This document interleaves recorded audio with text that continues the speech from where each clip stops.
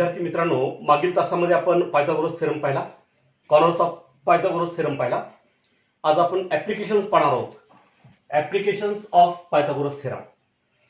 तत्पूर्वी आपल्याला एक प्रॉपर्टी पाहिजे आहे.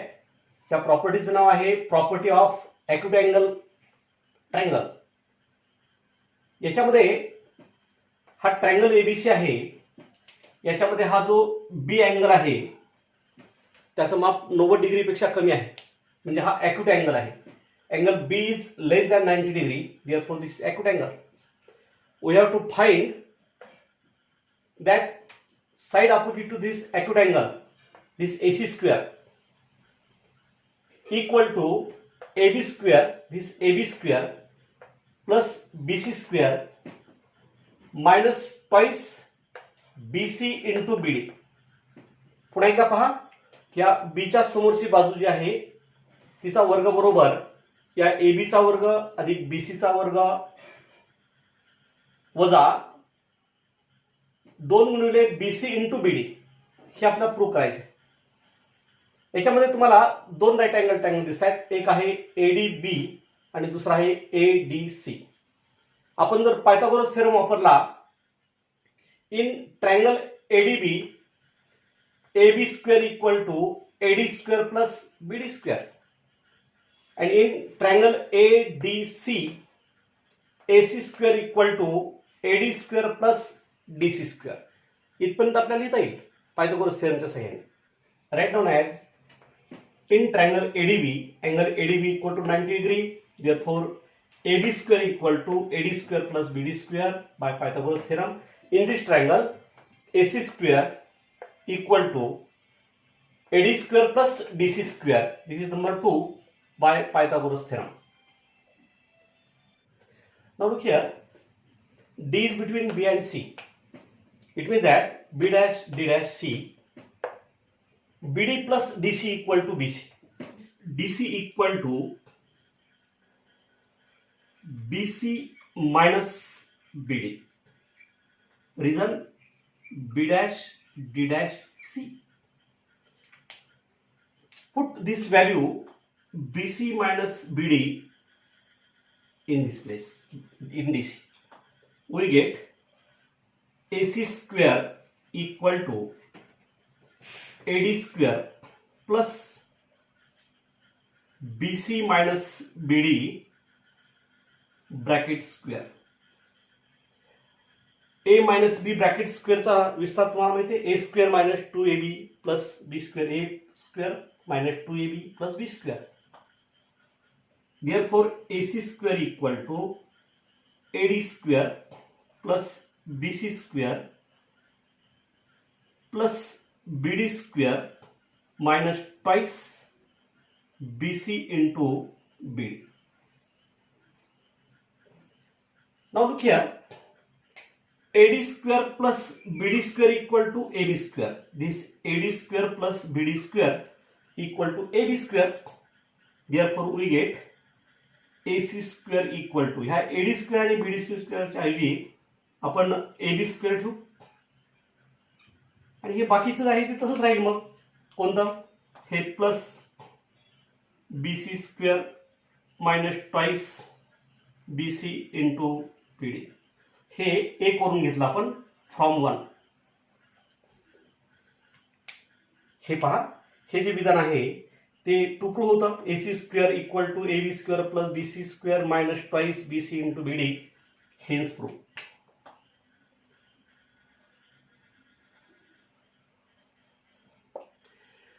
त्या प्रॉपर्टीला म्हणायचं property of acute angle of triangle. Next property of obtuse angle triangle. याच्यामध्ये हा ट्रायंगल ABC आहे आणि हा अँगल B जो आहे हा 90 डिग्री पेक्षा मोठा आहे, म्हणून याला आपण विशाल कोन म्हणतो, obtuse angle. Angle B is greater than 90 and D dash B dash C, D dash B dash C. तर काय होतं, हा जो विशाल कोन आहे याच्या समोरची बाजू AC स्क्वेअर बरोबर या उरलेल्या दोन बाजूंची बेरीज AB square plus BC square आणि plus twice DB into BC किंवा BC इंटू BD म्हणलं तरी चालेल. Like this AC square equal to AB square plus BC square plus twice BC into BD हे आपल्याला प्रूव्ह करायचं. म्हणजे बघा पहिल्या आणि दुसरा फरक काय माहिती का, पहिल्यामध्ये मायनस होतं आणि इथं प्लस आहे, एवढाच फरक आहे. Look here, in this triangle ADC, angle D is right angle. According to Pythagoras theorem, hypotenuse AC square equal to AD square plus DC square.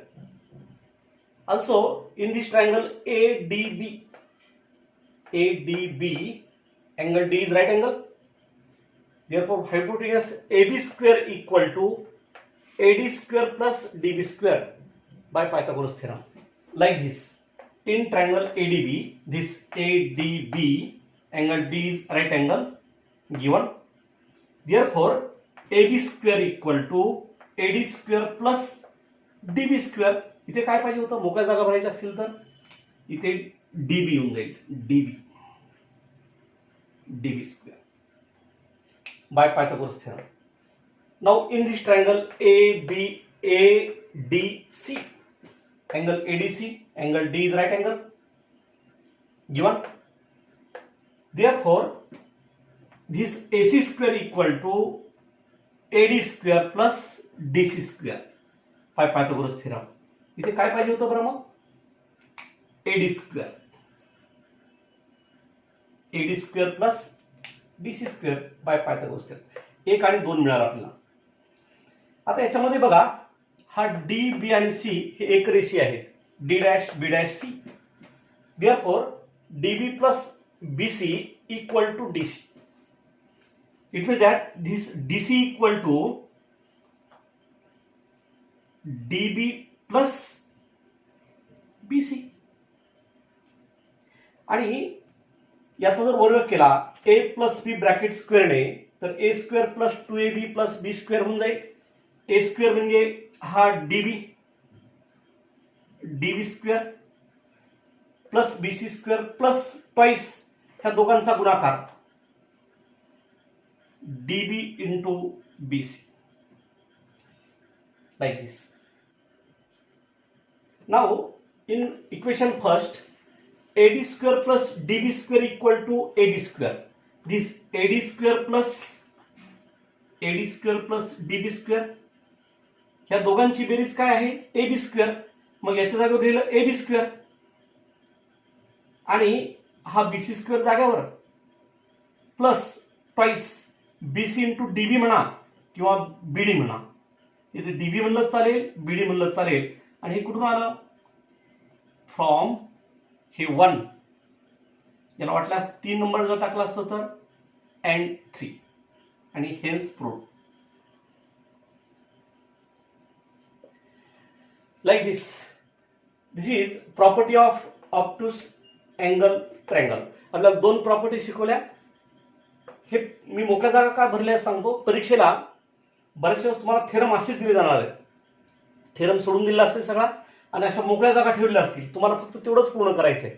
म्हणजे खूप सोपं असतं हे थेरम प्रूव्ह करणं.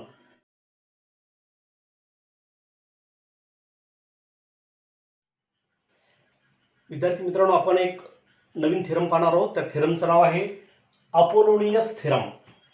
कोणता थेरम, अपोलोनियस थेरम. त्यांचं असं म्हणणं आहे की तुम्ही कोणताही ट्रायंगल घ्या आणि त्याचे एक मीडियन घ्या. मीडियन म्हणजे या व्हर्टेक्स पासून समोरील बाजूच्या मध्यबिंदूपर्यंत काढलेला रेषाखंड, म्हणजे हा M मिड पॉइंट झाला BCचा. एवढं जर दिलं असेल तर याच्या 2 बाजू असतात, AB स्क्वेअर आणि AC स्क्वेअर. या दोघांच्या वर्गांची बेरीज बरोबर ह्या मीडियनच्या वर्गाची दुप्पट अधिक या BMच्या वर्गाची दुप्पट किंवा MC च्या वर्गाची दुप्पट असं उत्तर येतं. आणि हे जे रिलेशन आहे यालाच आपण अपोलोनियस थेरम असं म्हणणार आहोत. Relation between side of triangle and median. हे बघा इथे मी लिहून दिले, in triangle ABC M is the mid point of side BC. हा साइड बीसीचा मिड पॉइंट आहे. मिड पॉइंट म्हणजे BM equal to MC. BM आणि एमसी याचं माप सारखंच आहे. आणि मग उत्तर काय होऊन जाईल, AB square plus BC square या दोन बाजूंच्या वर्गांची बेरीज बरोबर हा मीडियन आहे त्याच्या वर्गाची दुप्पट अधिक हा बीएमच्या वर्गाची दुप्पट. आपल्याला प्रूव्ह कसं करता येईल बरं. प्रूव्ह करण्यासाठी कन्स्ट्रक्शन करावं लागेल. मला या ठिकाणी या ए पासून परपेंडिक्युलर काढावं लागेल.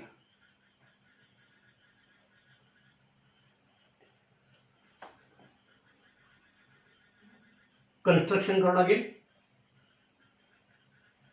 Draw AD perpendicular to side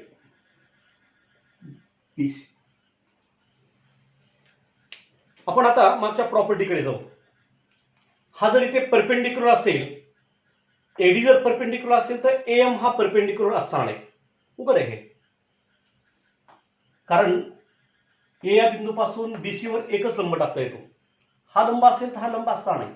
बरं हा लंब जर नसेल तर काय होईल, हा AMB आणि AMC या दोन कोणापैकी एक ॲक्यूट अँगल असेल आणि एक ऑब्ट्यूस अँगल असेल. एक लघुकोन असेल आणि एक विशाल कोन असेल.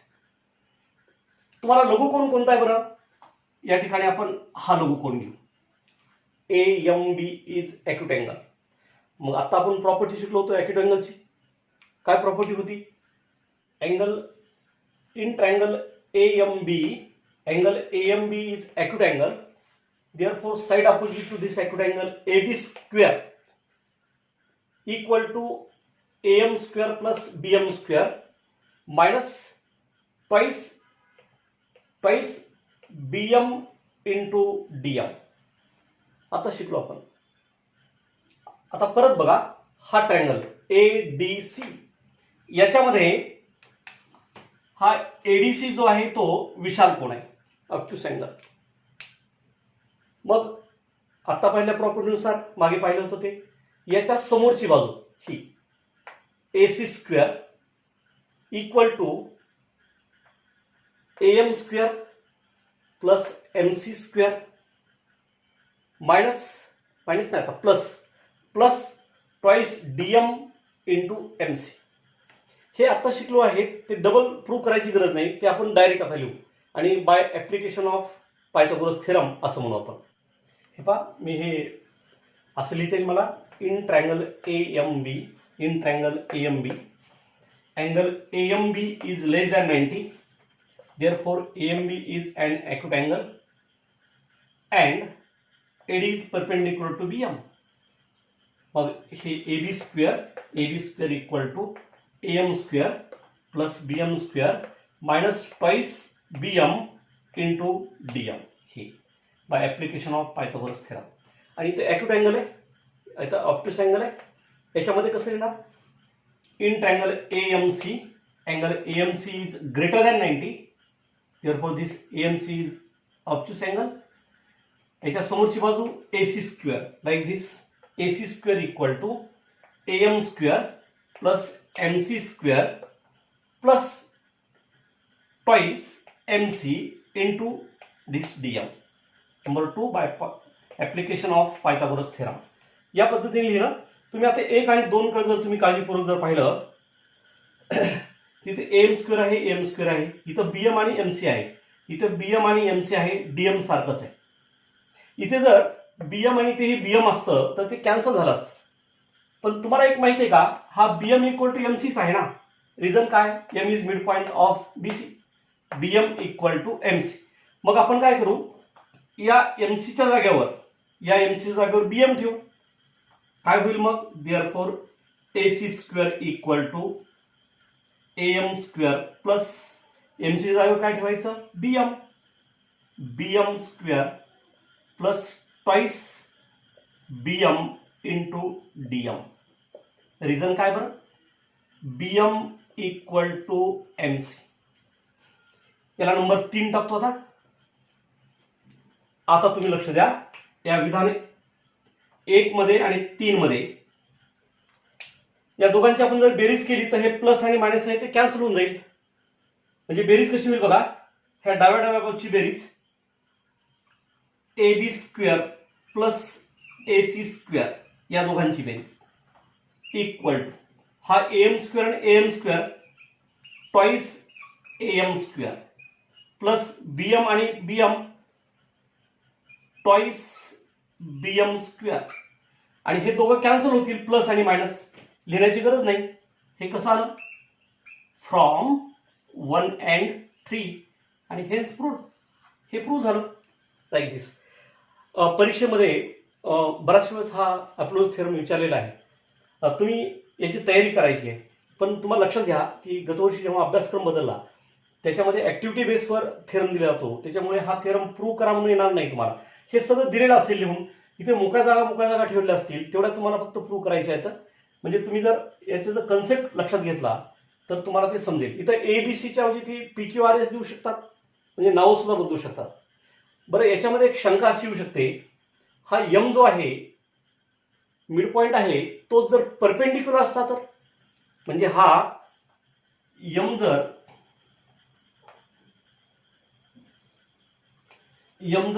परपेंडिक्युलरही असता आणि मिड पॉइंटही असता तर हा थेरम प्रूव्ह कसा झाला असता बरं. हे तुमच्यासाठी ठेवून देतो मी. प्रयत्न करा बरं. याच पद्धतीने प्रूव्ह करायचं आहे सगळं. उत्तर येऊन जाईल तुमचं. प्रयत्न करा तुम्ही. काय करायचं AM is perpendicular to BC and M is mid point of side BC असं घ्यायचं आणि प्रूव्ह करायचं. उत्तर तुमचं हेच यायला पाहिजे. येतं का नाही पाहू आपण.